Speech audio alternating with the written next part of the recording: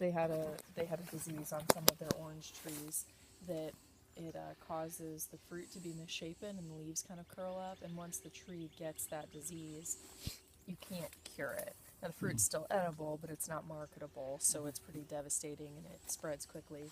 So although we did not have any citrus greening, is what it's called. We didn't have any on any of the groves that are still in the park, but this field right here had a section of grove that was not being managed by a farmer. It was just kind of we were letting it go wild because it's on a restoration plan. And when our neighbors reported that they had seen citrus greening, we said, okay, it's just time to pull these out. So they pulled all the orange trees out because there's no reason to let them sit there and possibly get the disease and perpetuate it.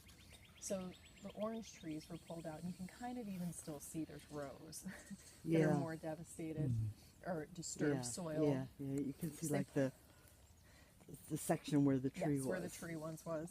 So they pulled all the trees up, stacked them, and they've recently burned this field, which is part of why it's so green. You can see the bottom of these little longleaf pines are brown and falling off because they got burned. So they pulled up the orange trees.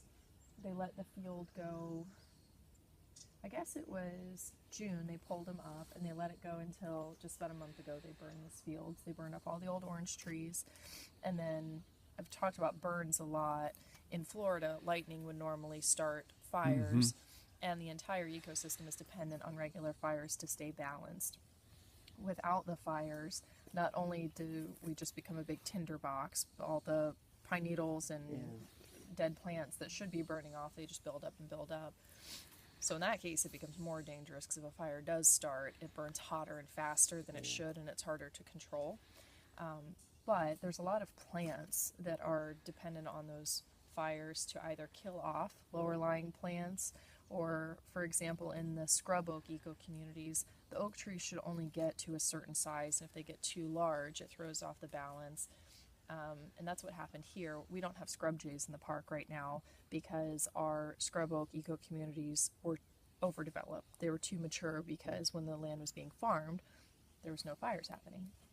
So, of course, it's back on a restoration plan now, but it all kind of gets wonky when we don't have our regular fires. So it's a really good thing. And you see all the plants get green and bright because it provides nutrients straight back into the soil as well. So, fires will be hard. That's good. Yeah.